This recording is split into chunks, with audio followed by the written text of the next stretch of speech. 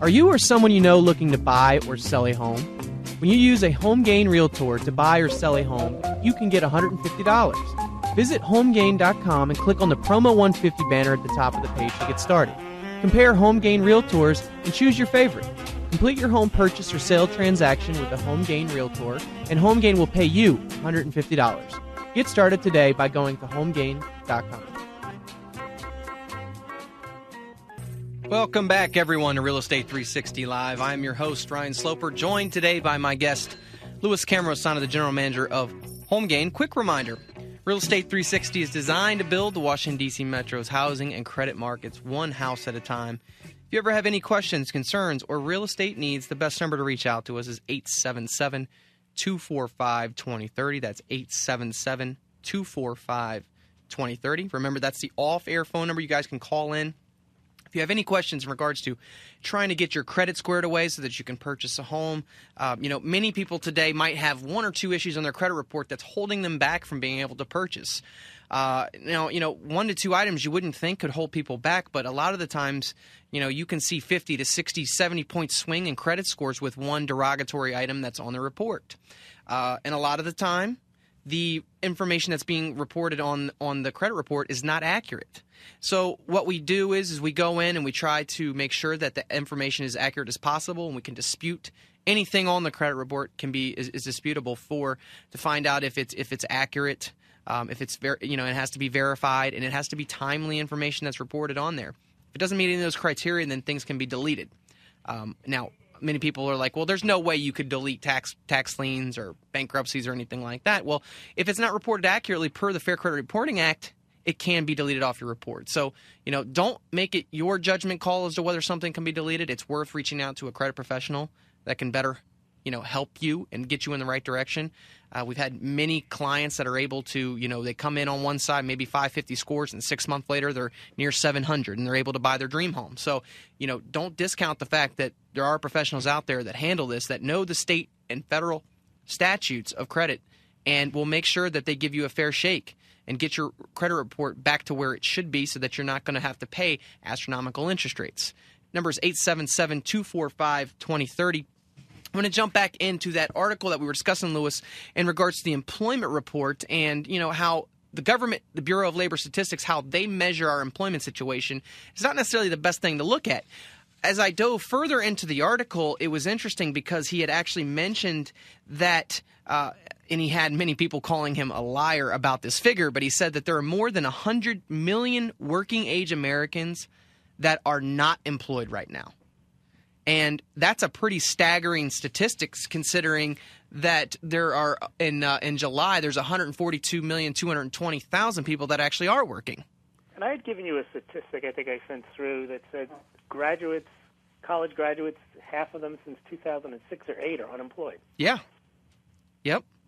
That means that the teenage and the early 20s unemployment is very high. And that actually, we talked about puts a strain on the potential housing market, because in order for a housing market, just like any other market, to succeed, you have to have new people coming in and getting their first home and doing a lifelong, participating lifelong in the real estate market.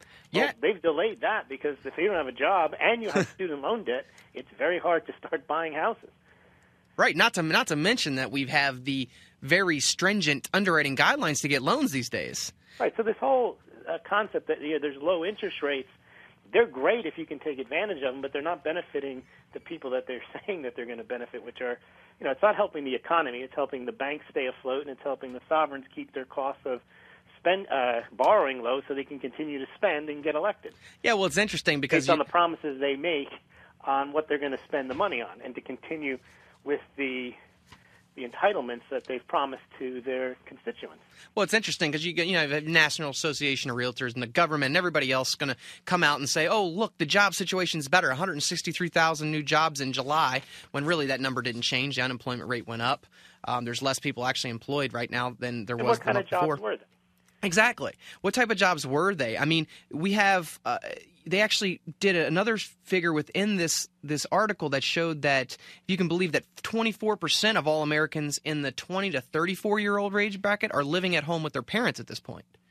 So, that's a boatload of people. Right, and that's not a cultural reason, that's an economic reason. Right. And I feel like, those trends are going to continue because the government's response to, a terrible employment situation is to tell people to go back to school and get more education, get a higher degree so they can come out and go further into debt and have, still the same amount of chance that they did before they got that degree to get a job paying the same amount of money. That's the kind of backwards thinking, that somehow the more skills you have makes you more desirable. It doesn't. That's like saying, if there's just more demand, people will produce goods. It doesn't make any sense to tell somebody they can't get a job now because there's no jobs, but if you go and get more experience in school, somehow the jobs are going to appear. Right. They're not.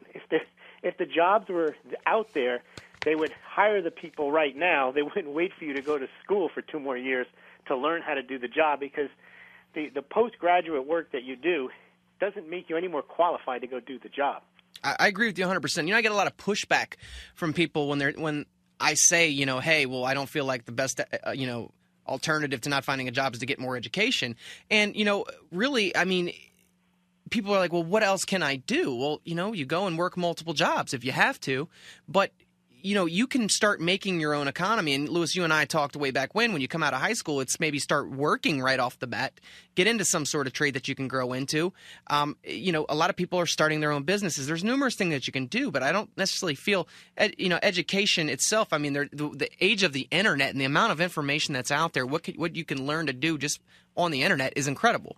You're doing yourself a double disservice because you're not working and you're borrowing money that you're never going to be able to pay back, instead of making money and learning some skills on the job market during that time period.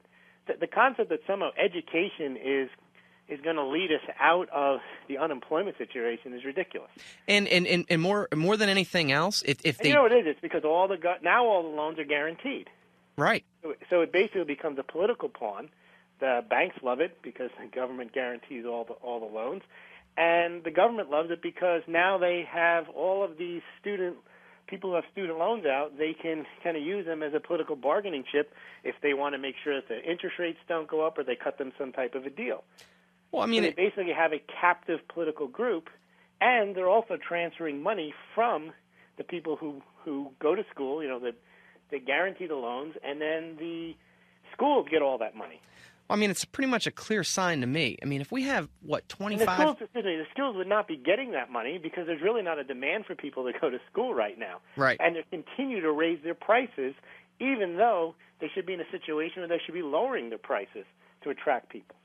Yeah, we have, 25 to 30% of student loans that are basically, defaulting right now. So that's only going to get worse. It's going to get worse. Taking on more debt to go to school and still can't get a job. There's no collateral there. They have nothing but a piece of paper and no job, so how are they going to pay the loan back? Well, and that's where you would think that the government would be smart and say, hey, look, this is not working out the way we intended it to. People are not going to get hired after they get their higher education at a rate that's high enough to recoup for, all these defaulting loans on the other end. So we're going to just... Those aren't the questions that they ask. All they're saying is, you should go back to school and we'll guarantee it. Yeah, because that's the only way that they can actually put off having to deal with the overall employment situation is send people back to school. It's a wrong way to do things. But if you're involved in the lending environment, if you're going to lend somebody money, you ask a certain amount of questions to make sure that the credit risk is good. They basically said, we're going to guarantee student loans. You can go take whatever you want. Yeah, and the interesting part about employment prospects and your ability to pay us back. Right, and the interesting part about that, Louis, too, is that when you can't, if you defaulted on your student loan, good luck getting a mortgage.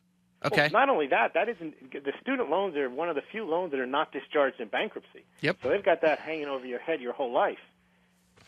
Yeah, it's just at the end of the day, you got to be very careful, don't you, Ryan? taking out debt, first of all, lightly is a problem. People found that when they were involved in the housing bubble years back. But taking out student loan debt is probably even more potentially disastrous because that's for life.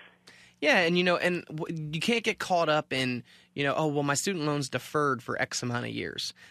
It's a teaser loan concept, and eventually you got to pay. you're going to have to pay, and then what are the interest rates going to be when you have to pay or when you go to try to consolidate those loans down the road? I mean, you don't know any of these things, and I mean, you come out of school and you've got $100,000 worth of student loans, and you're making you have a job now that's paying you $30,000-$40,000. It's going to be quite difficult to keep your head above water. Right now, with a house, at least in some jurisdictions, you can walk away and say, take the house. Right. You can't just say, "I'm walking away. Here's a diploma. I don't want it anymore." Yeah, agreed. And you know, that's why right now for the people that are able to, they do have the income to be able to get a mortgage right now and, you know, lock themselves into a 30-year fixed rate, sub 4% interest rates, obviously depending upon their qualifications. It makes complete sense to do so. Right. If you can get a loan to take out a mortgage, you're better off doing that than to get some more education, for sure. And, you know, with the low interest rates, the buying power is a lot greater right now. So you're getting an asset, too. A secured asset versus a piece of paper, potentially down the road. You know, and I've talked many times about this as well. I mean, I went to college as well, and while, you know, I had a great experience, the majority of my great experience there and where I got my work ethic and drive and everything else didn't come from me to showing up at economics class at you know, 8 a.m. I, you know, was fortunate enough to be able to play sports there. And, you know, I got a lot of the, you know, the teamwork and the hard work and dedication and all that. That has paid me more dividends than the actual education that I got from that school.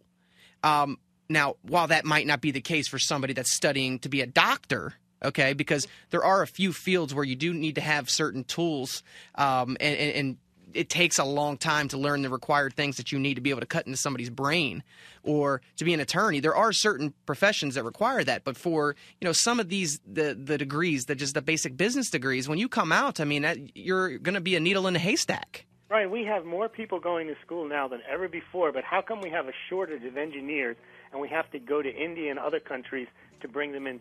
Which means that people are taking courses that aren't helping them in the job market. They're just helping balloon their debt levels.